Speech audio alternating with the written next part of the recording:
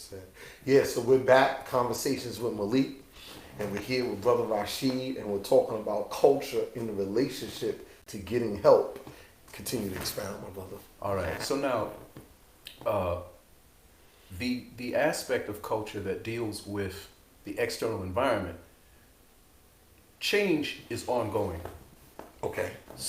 Nothing is static. So every time there is a change in the environment, culture is responsible for helping us navigate and negotiate our ability to adapt to those changes so that we can continue to survive.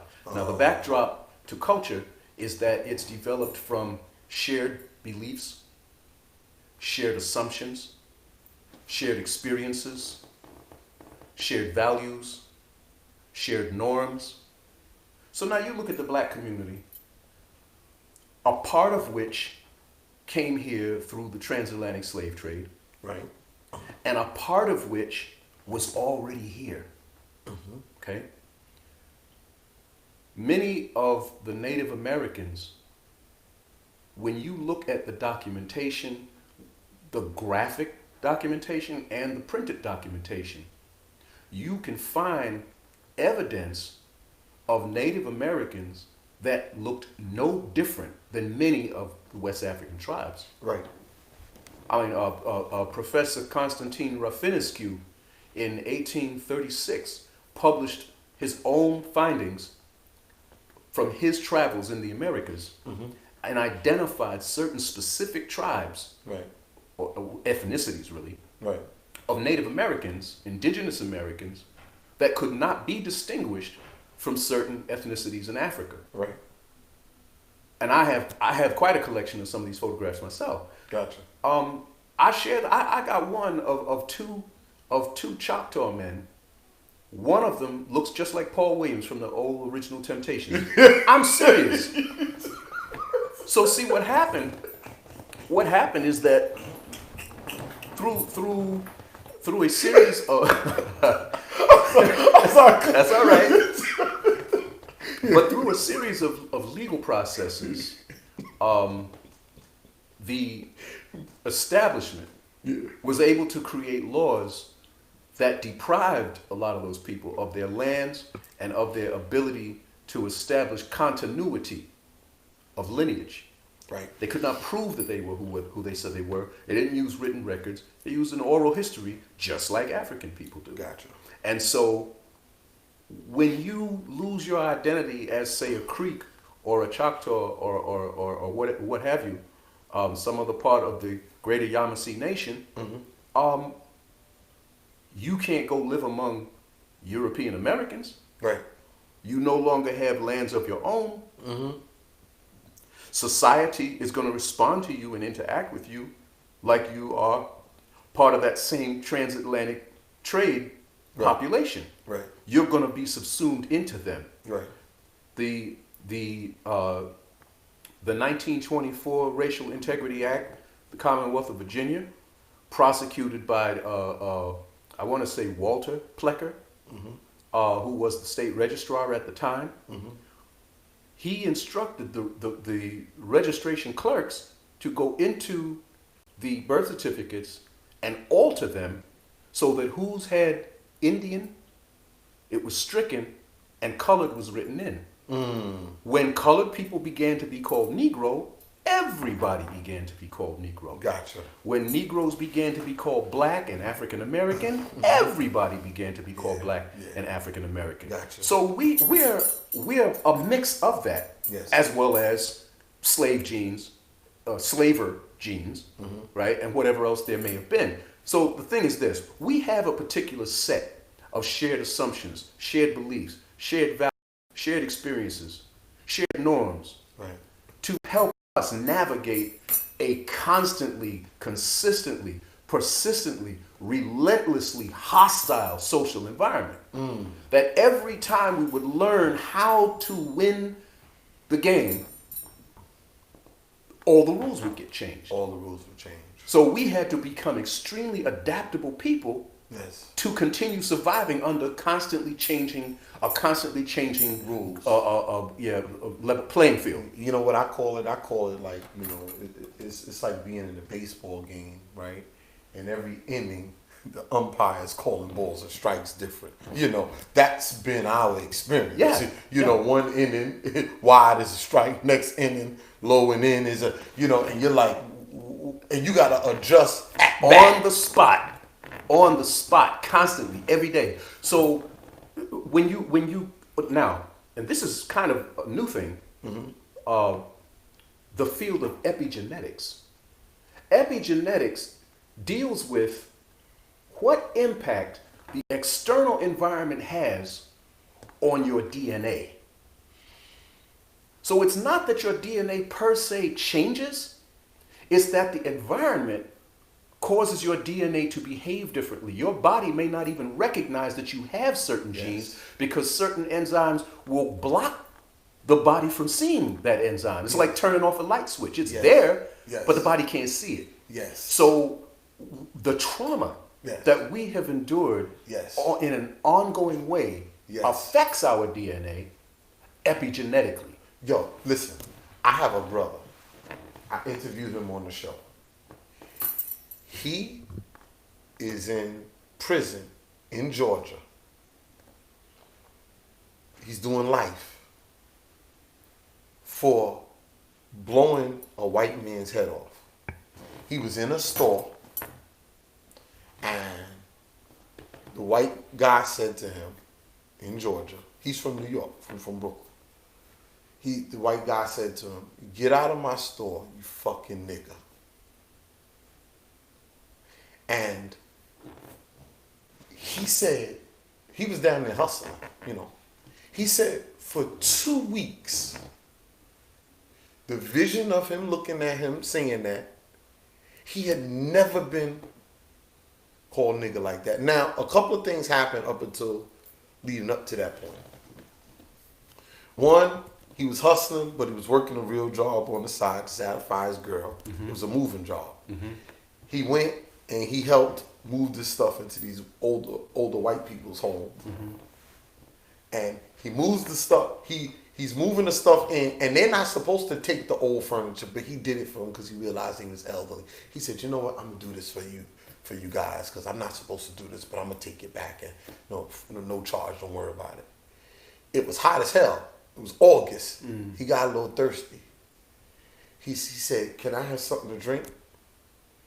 And they said, "I'm sorry, we don't have no plastic cups." So now that experience, the guy said to him, "Get out my store, you fucking nigga."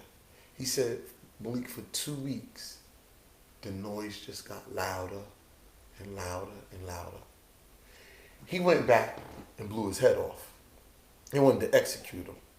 State of Georgia versus Howard McDougal. True story. I was arguing with him on the phone. I said, Biggs, because we call him Biggs. I said, "Yo, Biggs, I'm telling you, bro, it's because we're the descendants of slaves that something, him saying that to you like that, it triggered. You could probably have, like, if we was able to prove, like, if there was some, like, sociologists and some psychologists who could have represented him, could have maybe been like, yo, man, I'm not saying that he's innocent, he's guilty, but he did this because of the 276 years of neo-colonialism and all that we've been through." He said to me, "Malik, I don't think so." He said, "You know what? I just don't like white people." Yo, listen to the interview. I swear to God, it's on my podcast. Change the light, Jeff. But he said, "Malik, I just don't like white people, man." And I said, "No, man. I'm telling you, it's because of our experience in this country." The science is there, brother. The science is there. I found out about the epigenetic approach because of a Jewish scientist investigating and examining the epigenetic impact on Jewish people during the Holocaust. And I thought to myself, the long one that's in the thing, Jeff, the long one. Yeah. I thought to myself, if there is an epigenetic effect and a PTSD effect on Jewish people from something that occurred over the course of, a decade and some, then what about multiple centuries on an entire demographic? How could it not have that kind of an effect? Now, excuse me.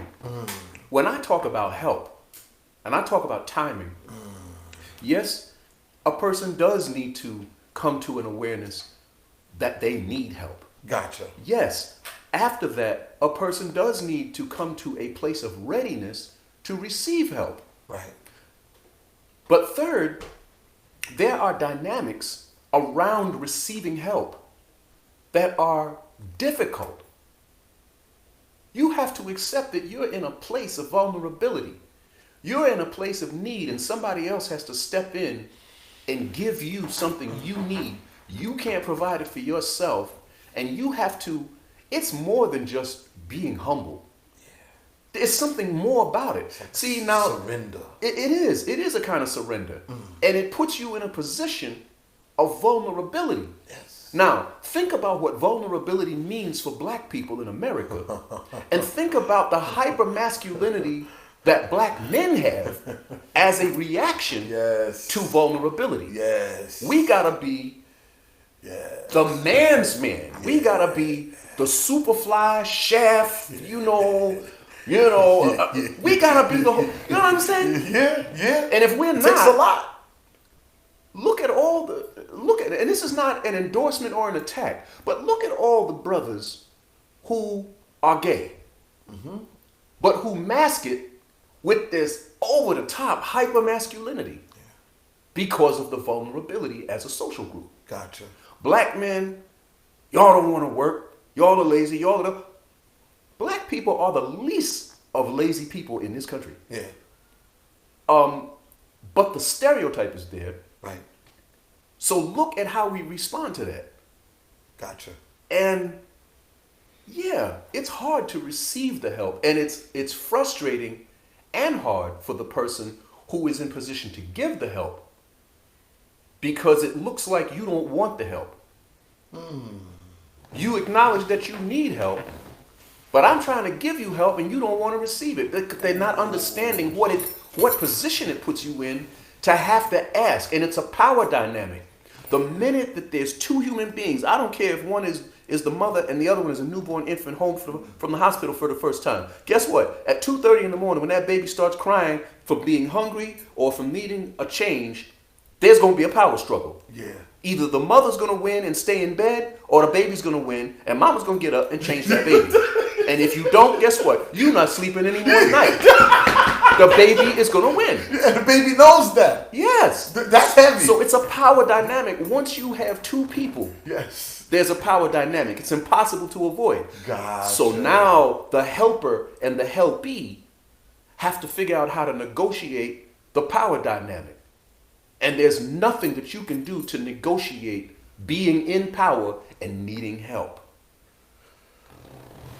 That's why it's so hard for black people to accept help. That's why it's so hard to acknowledge our need for mental care.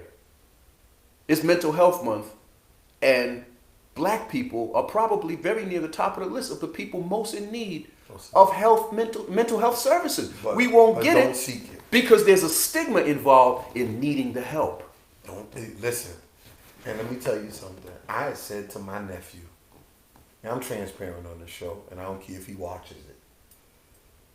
I said to him, I talked about my own personal surrender, my own personal change. I said, I had a spiritual experience on August 3rd, 2005.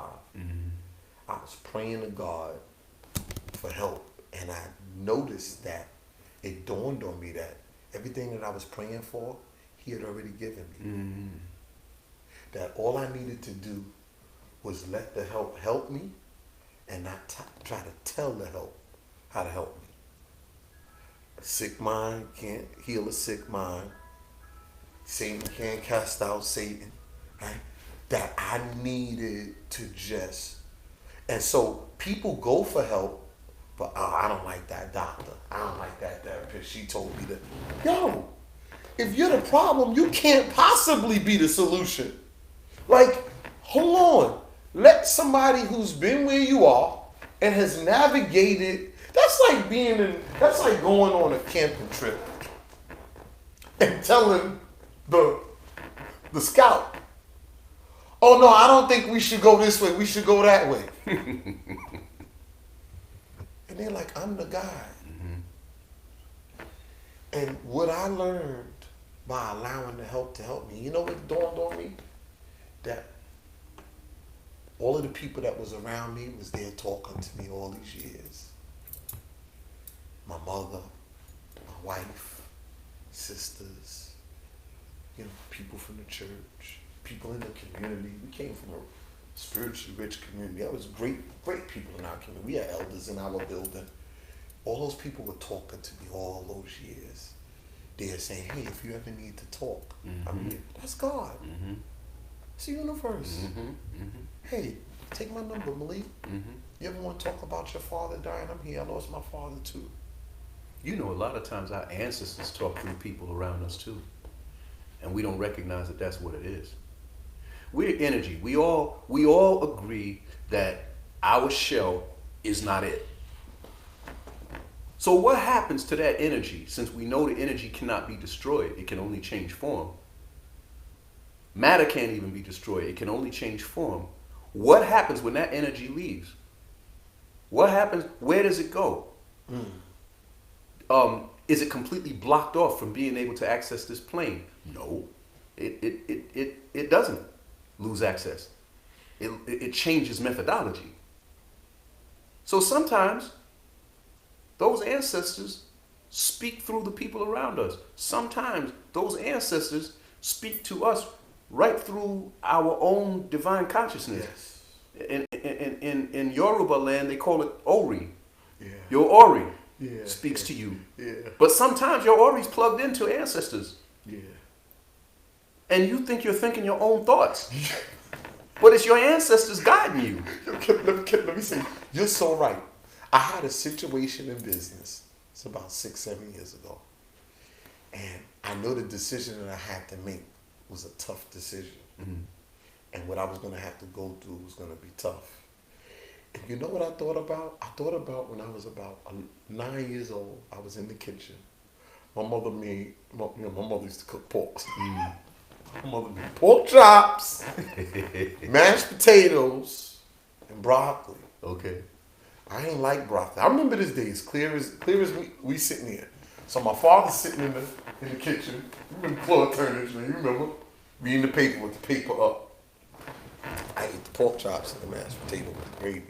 I ain't want to eat the broccoli. So here I go. I look at him. I say, oh yeah, he's reading the sports section here. The Mets. I can make my, I'm sizing up the garbage can. It wasn't that far, but it was over there. I go to make my move to the garbage can. He said, Malik, you better eat that broccoli. No, it was spinach. It was spinach. So Malik, you better eat that spinach. And went and sat back down. And he said, now, we can warm it up for you. Because it got cold because I was sitting there. Yeah. But he said to me, he said, Malik, you can eat your spinach hot or you can eat your spinach cold. But you're going to eat your spinach. Why did that come to me at that moment? Because what I had to do in business didn't necessarily feel good. Yeah. And it didn't taste good. Yeah. But my father's saying and this is how it works, bro. This is how it works. This is how it works. I think one of the hardest things that I ever went through in life, that when I endured it, I had family members terrified that I wasn't going to make it, that I was going to die in my sleep, a heart attack or some such, that I would just lose the will to live. And for a little while I did, was when my son died. My son got killed in a motorcycle crash in a North Carolina highway. He was about 12 weeks or so from his 35th birthday, and he was my firstborn male child. And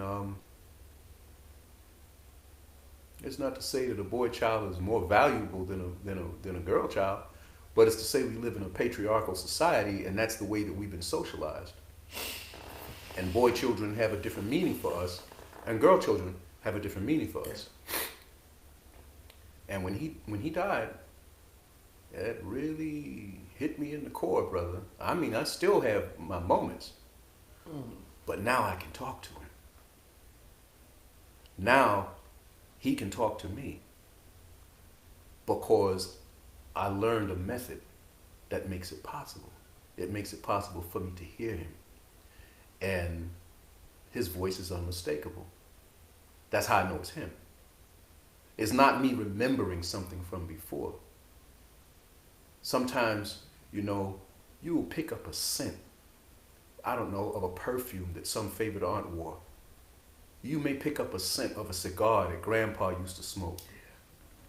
And there's no perfume and cigar any place around you. It could be the middle of the night and you home alone. The ghosts are in here smoking and getting perfumed up for the party. What is this? But you know what you smell. Yes. You know what you see. So you got clairaudience where you can hear them speak to you within your head. You can have clairvoyance where you can see before it happens.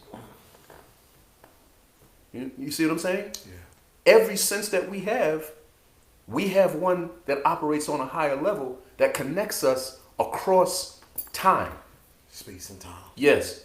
Now, and this is a little bit on the side, but I'm taking us here for a reason. Women in our community are probably the closest thing to God we will ever know. Because women have a kind of connection that men don't have, certainly not naturally the way they do. When we do approach the kind of connection that they have, we have to train really hard. And I've been maintaining, quite frankly, for many years, that the reason that Masonic lodges are men only is not because women aren't qualified to belong in that body of knowledge, but they don't need to be taught how to live that. They are already that. We're the ones who need the training. Ooh. So we have to go someplace where we can be in a secluded environment to do those studies and be introduced to things that they already have innately. Now, why I mention this is because when you look at indigenous societies all over the world, not just in Africa, but every place, there are traditions that involve trance state. And when these people are in these trance states, they're in a state of altered consciousness. Yes. The altered consciousness is what enables them to access portals that connect this time continuum to other dimensional time continuums, so that time past and time future co-occur with time now. Our experience of time now is only because of the dimension that we live in. Right. But when we experience deja vu, yes, when we experience dreams that feel more than a dream, and later on elements from that dream occur, it's because we were in the future in that dimension. Ooh. But we weren't experiencing it in the now. But if you think about it, now is always now. Yes. Yes. So today is the child of yesterday, tomorrow is the child of today, but when tomorrow comes, if we're alive, guess what? It's going to be now. It's not going to be tomorrow. It's going to be now. And it's always now. European society conceives of time as a linear process of sequence. It's called monochronic time. One time, mono. African societies experience time as an all the time, always now thing. Yes. It's called polychronic. Yes. Poly is many, many times co-occurring. Gotcha. Okay? So in a linear kind of time conceptualization, this happens, then this happens, then this happens. Yeah. And the way that time is measured is with counts and measures. We measure and count by things moving. A hand on a clock is moving. Yeah. The moon comes up, the moon goes down. Yeah. The sun comes up, the sun goes down. And we count Right. in a sequential pattern. Right. Monochronism. But polychronism is event-based. So when the Great Flood happened, in Grandpa's time, that's an event that the whole community experiences. Right.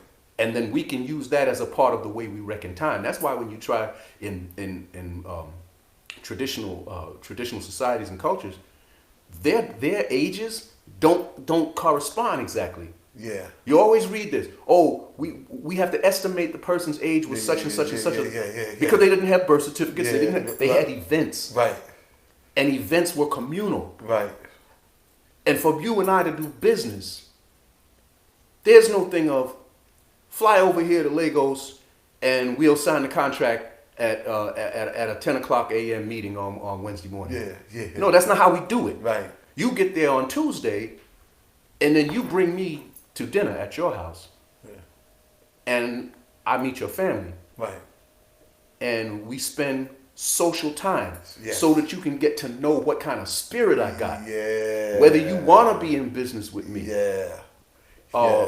Whether some other members of your household can feel something from me that ain't right, that you might be missing. Yeah. So that your ancestors can have a chance to talk to you about me. Yeah. Then maybe I'll get a shot. Okay, so come on over to the office tomorrow morning.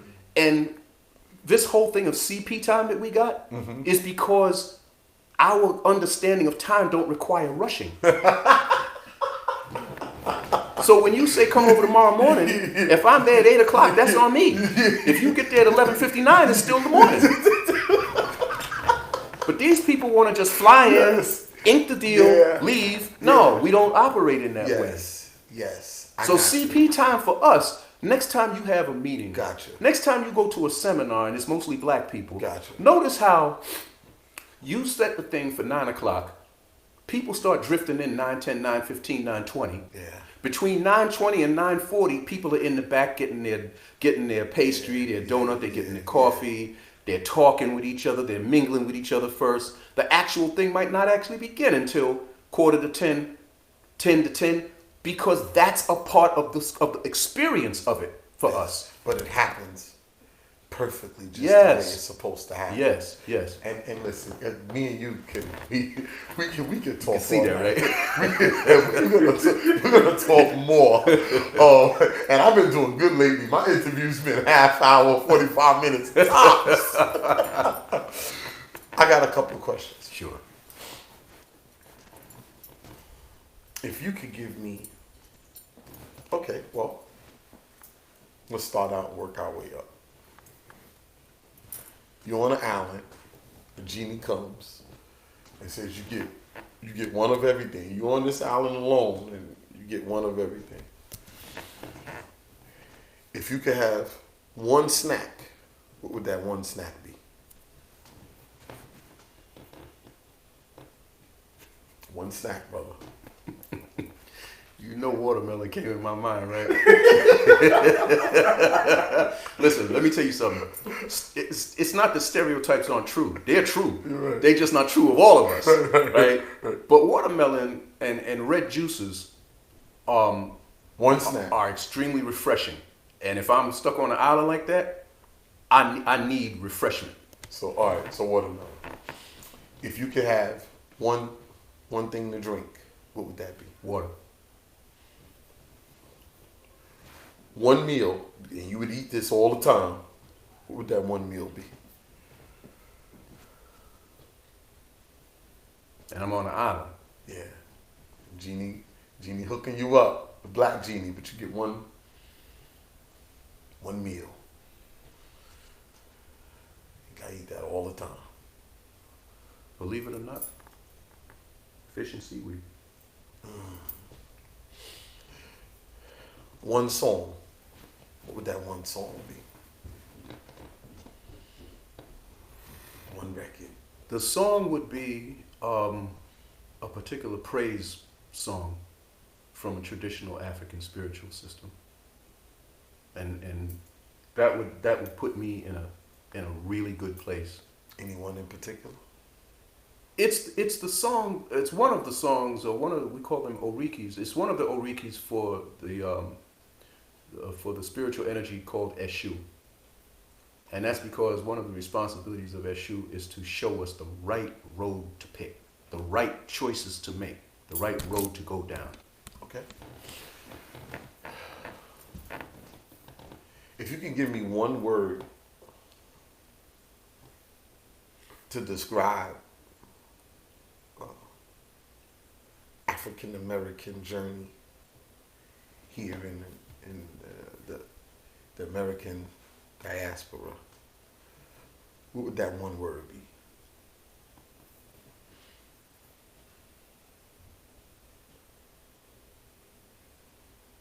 To describe.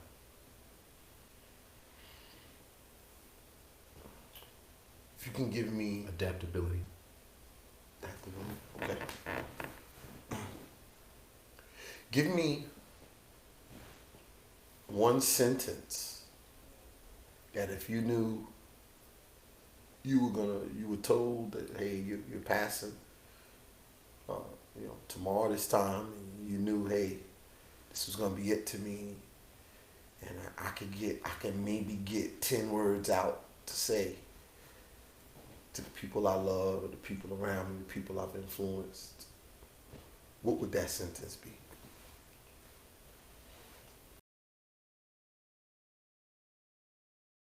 Power to discover the truth of your being and act upon that knowledge in a way that continuously improves on that beingness. And last but not least, if you can give me one word to describe Brother Rashied. Evolving. And listen, another great episode, Conversations with Malik. I hope someone that's listening and watching was spiritually fed and spiritually energized, because that's what we do here. And thank you for coming. Thank you for having me. And listen, I end the show like I normally do. Brother Malik loves you, and there's nothing you can do about it. Peace. Peace.